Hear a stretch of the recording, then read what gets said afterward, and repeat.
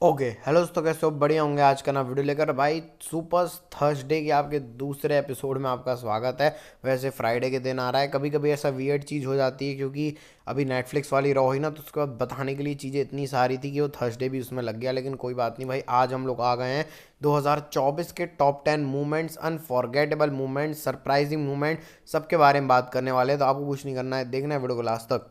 देर इस बात के फिर शुरू करते हैं भाई। तो स्टार्टिंग कर लेते हैं हम लोग 10वें मूवमेंट से, जो कि है न्यू डे का ब्रेकअप। अब भाई देखो, मूवमेंट्स तो 2024 में बहुत सारे थे। मतलब यहाँ पर कम से कम भाई 38 37 ऐसे मूवमेंट थे जिसमें से मेरे को सिलेक्ट करना पड़ गया। तो भाई बहुत सारे आपके फेवरेट मूवमेंट हो सकता है ना भी मैं लिखूं, लेकिन मैंने पूरे दिमाग लगा के करने की कोशिश करी है। तो भाई आप बताना, आप इस वीडियो में मैंने कौन सा मूवमेंट मिस किया। स्टार्ट करते हैं न्यू डे के ब्रेकअप से। तो भाई मैंने इसको नंबर 10 पर रखा है क्योंकि 10 साल की इनकी हिस्ट्री रही है न्यू डे की स्टोरी लाइन में। इमोशन हाई लो हमने सब देखा है, लेकिन न्यू डे को ब्रेकअप होते हुए हमने नहीं देखा है भाई। जिस तरीके से इनकी स्टोरी चलती थी भाई, अचानक से जो न्यू डे ने ब्रेकअप किया है बिगी के साथ, भाई जो लाइंस इन्होंने बोली हैं जिस तरीके से, तो भाई एक मूवमेंट बना दिया इन लोगों ने भाई। क्योंकि ये एक तो हिस्टोरिकल चीज़ भी थी, और उसके बाद जिस तरीके से इमोशन यहाँ पर लगाए थे भाई, पूरी फैमिली बिगी की घसीट दी थी। और जिस तरीके से बिगी की कंडीशन है उसके लेके भी बोल दिया था उन्होंने। तो ये जो ब्रेकअप था न्यू डे का भाई, इसको टॉप 10 में डालना बनता ही है, क्योंकि ये हिस्ट्री मेकिंग मूवमेंट बना है 2024 में। बिल्कुल जाते आते ही बना, लेकिन बना जरूर है।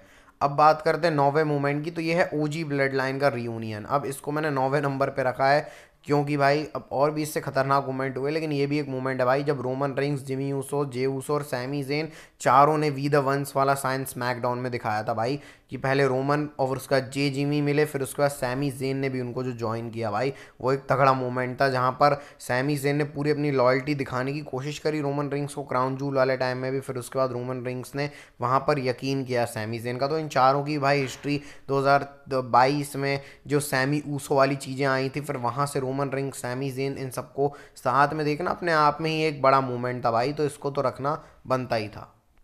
इसके बाद आते हैं नंबर 8 में, सीएम पंक का कॉस्ट कराना ड्रू मैकिंटायर को क्लैश एट दी कैसल में। भाई अब इस मूवमेंट को 8 पे रखा है।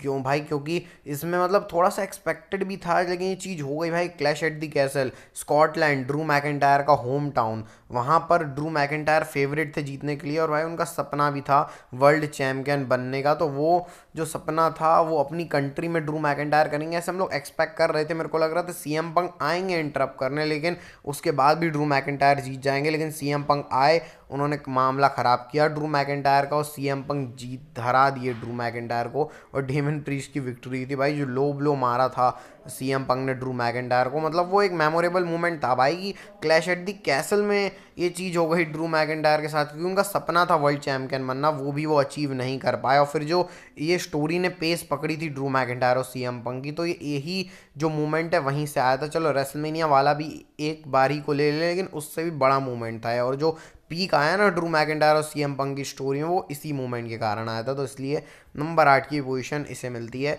Next number 7, Roman rings and Cody Rhodes का टीम अप। अब ये भी बहुत बड़ी बात थी भाई, कि रोमन रिंग्स, कोडी रोड्स, बहुत बड़े दुश्मन एक टीम अप कर रहे हैं भाई। और ये तो एक्सपेक्टेड बिल्कुल भी नहीं था भाई कि डब्ल्यूडब्ल्यू ये कर देगी। मेरे को लग रहा था कि चलो कुछ और रोमन रिंग्स और जिमी यूसो टीम अप कर लेंगे, लेकिन कोडी रोड्स भाई जिस तरीके से, मतलब ये तो बहुत ही ज़्यादा शॉकिंग था भाई, कोडी और रोमन को साथ में देखना कि भाई लोग साथ में रेसल कर रहे हैं। और कोऑर्डिनेशन भी इन्होंने बैड ब्लड में बनाया, तो एक मूवमेंट ही बन गया कि भाई रोमन रिंग्स का कई लोगों के लिए ड्रीम टीम अप भी था। जो रोमन और कोडी के फैंस थे उनके लिए ड्रीम टीम अप भी यहाँ पर हो गया था भाई। एक ऐसा टाइम था जहाँ पर दोनों के फैंस भी एक तरफा सपोर्ट कर रहे थे, और जो जॉर्जिया टैग में इन लोगों ने प्रोमो कट किया था भाई, वो और भी ज़्यादा ज़बरदस्त लग रहा था। तो मतलब ये पूरा ही एक स्टोरी टर्निंग डब्ल्यूडब्ल्यू ने यहाँ से कर दी थी। तो इसलिए नंबर 7 पे है। नंबर 6 पे डेमन प्रीस्ट का कैश इन रखा है मैंने।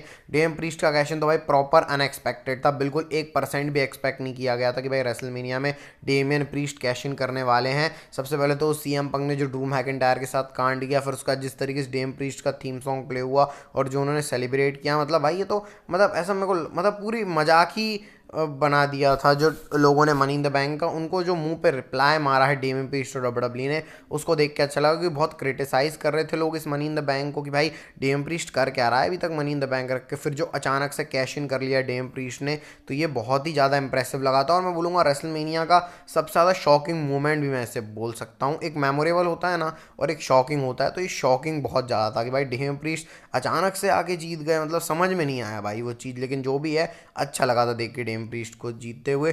5वें नंबर पे मैंने रखा है रॉक का बैड ब्लड में आना। कहीं ना कहीं एक्सपेक्ट कर रहे थे हम लोग रॉक बैड ब्लड में आएंगे, वैसे अभी तो ये चीज़ बोलने का कोई मतलब नहीं है, क्योंकि भाई जो कांड किया है नेटफ्लिक्स वाले शो में रॉक ने कि भाई अचानक से वो कोडी रोड्स रोमन रिंग सबसे हक कर रहे हैं, लेकिन भाई जो रॉक ने किया है सिस्टम भाई बैड ब्लड में आके, वो लगा था शॉकिंग। जब रोमन रिंग्स कोडी रोड्स दोनों रिंग में थे, रॉक ने वो 3-2-1 किया था, तो वो बहुत ज़्यादा तगड़ा था। और रॉक किसी भी शो में अचानक से आ रहे हैं भाई बैड ब्लड जैसे शो में, तो वो बड़ी फील है ही, क्योंकि रॉक ऐसे ऐसे शो में आते नहीं है भाई, तो उनका आना अचानक से, क्योंकि वहीं के आसपास ही थे रॉक, लेकिन ज़रूरी थोड़ी कि भाई बैड ब्लड जैसे शो में रॉक आएंगे, लेकिन वो आए भाई, ये बहुत ही ज़्यादा बड़ी बात थी। तो ये अच्छा लगा देख के रॉक को। और इससे जो स्टोरी लाइन में जो आग लगी थी भाई, ट्रिपल थ्रेट मैच हो सकता है, रॉक वर्सेस कोडी versus Roman, rock versus Roman, rock versus कोडी, तो ये जो चीज़ें चल रही थी भाई, इसको भी देख के जो पारा था वो ऊपर चढ़ गया था रॉक का, तो यहाँ से तो ये मूवमेंट बनना ही था टॉप के ऊपर। और भाई जिस तरीके से मतलब रॉक का आना ही बड़ी बात है भाई, सिंपली सी यही चीज़ बोलूँगा, लेकिन अभी वो